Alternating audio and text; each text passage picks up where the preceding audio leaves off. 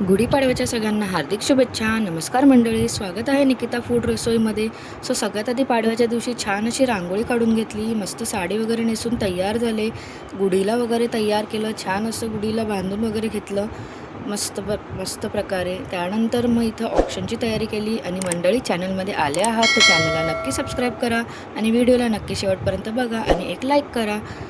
त्यानंतर मंडळी यावेळेस मात्र हस्बंड घरी होते. दरवेळेस कंपनीच्या कामानिमित्त बाहेरगावीच असतात, पण यावेळेस त्यांना सुट्टी मिळाली होती. पाडव्याचा आनंद थोडा जास्तीच होता. मग हस्बंडने इथे गुढी वगैरे छान अशी बांधून वगैरे दिली, मस्त तयार केली. त्यानंतर ऑक्शन वगैरे करून घेतलं गुढीचं, पूजा वगैरे केली. खूप छान वाटतं गुढीपाडव्याच्या दिवशी आणि नवीन वर्षाच्या सगळ्यांना हार्दिक शुभेच्छा. त्यानंतर मग इथे आम्ही मस्त फोटो सेशन वगैरे करून घेतलं. मुलांची मस्ती चालू होती एक बाजूला. इथे छान फोटो वगैरे क्लिक करून घेतले मुलांसोबत घरात.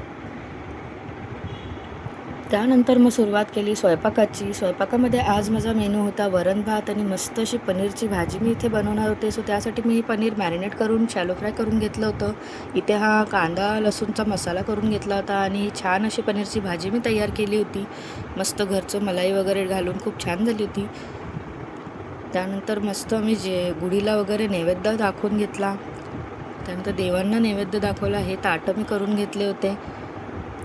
नैवेद्य वगैरे झाल्यानंतर सगळ्यांनी जेवणं केले. अशा प्रकारे हा सण साजरा केला.